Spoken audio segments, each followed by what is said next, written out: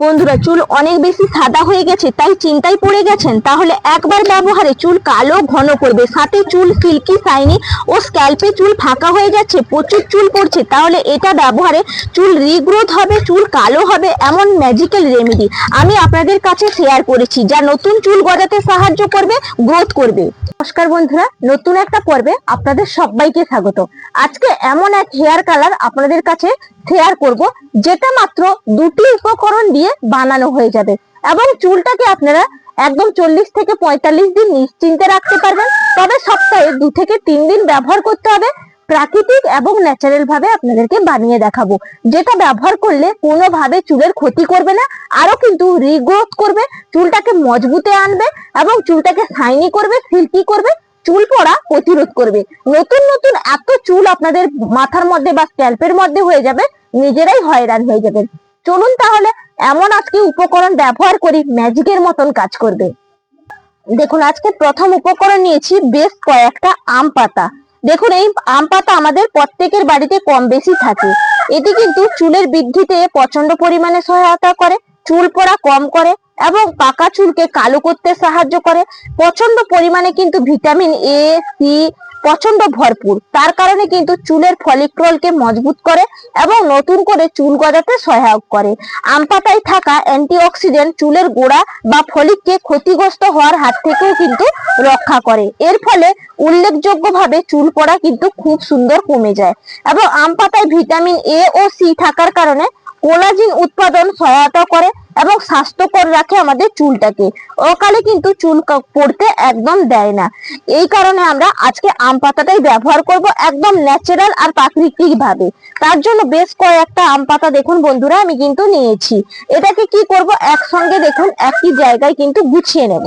পাট পাট করে দেখুন এইভাবে গুছিয়ে নিচ্ছি, তাহলে কিন্তু কাটতে অনেকটাই সুবিধা হবে। এরপর এইভাবে গোল গোল করে কিন্তু মুড়ে নেব।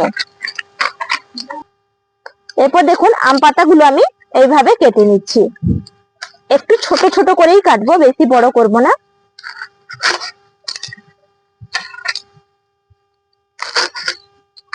দেখুন, এখানে কিন্তু একটা লোহার কড়া বসিয়ে দিয়েছি। এই লোহার কড়াই কিন্তু বন্ধুরা প্রয়োজন, কারণ এই লোহার কড়াই থেকে যে ধাতুটা বেরোবে আমাদের চুলের মধ্যে গিয়ে প্রচন্ড উপকার করবে। এখানে দেখুন আমি জল দিয়ে দিচ্ছি, পরিমাপ অনুযায়ী কিন্তু একটু বাড়িয়ে কমিয়ে আপনারা যতটা তৈরি করবেন সেই মাপে কিন্তু জলটা নিয়ে নেবেন। এরপরে কি করবেন, দেখুন এখানে যে আম পাতা কুচিগুলো নিয়েছি, এই আম পাতা কুচিগুলো কিন্তু দিয়ে দিতে হবে। দেখুন আম পাতার কুচিগুলো দিয়ে দিয়েছি, এরপর এগুলো ফুটতে থাক। দেখুন আম পাতাটা কিন্তু একটু সেদ্ধ হয়ে গেছে, সেদ্ধ হওয়ার পরে দেখুন কালারটা অনেকটাই পরিবর্তন হয়ে গেছে।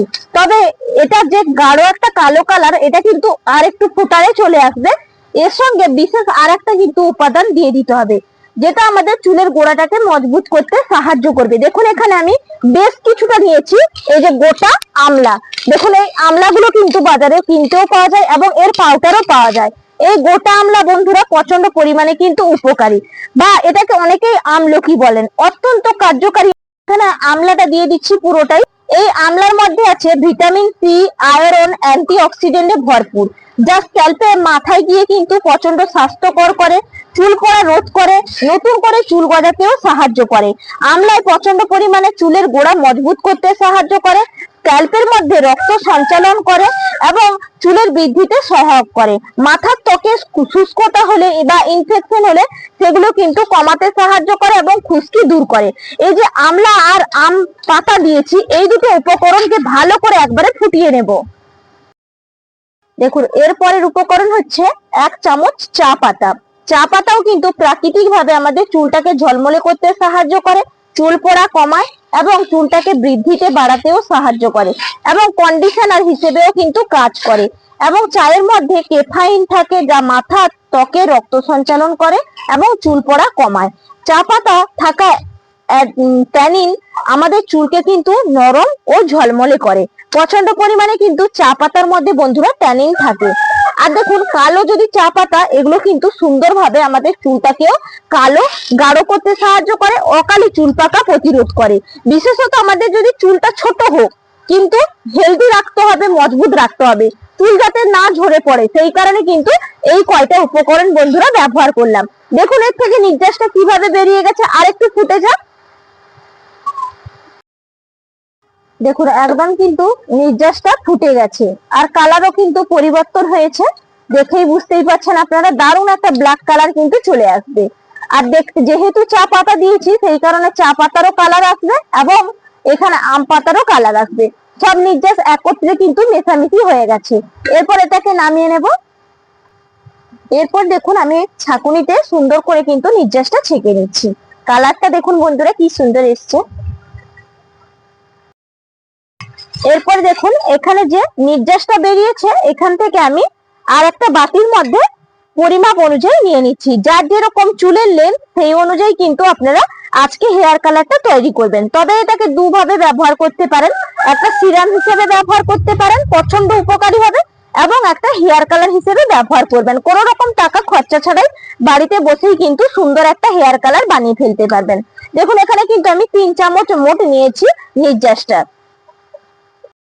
দেখুন এখানে তো নির্যাসটা আমি নিয়ে নিয়েছি। এরপর দেখুন আমার কিন্তু আগে থেকেই গুঁড়ো করা আছে।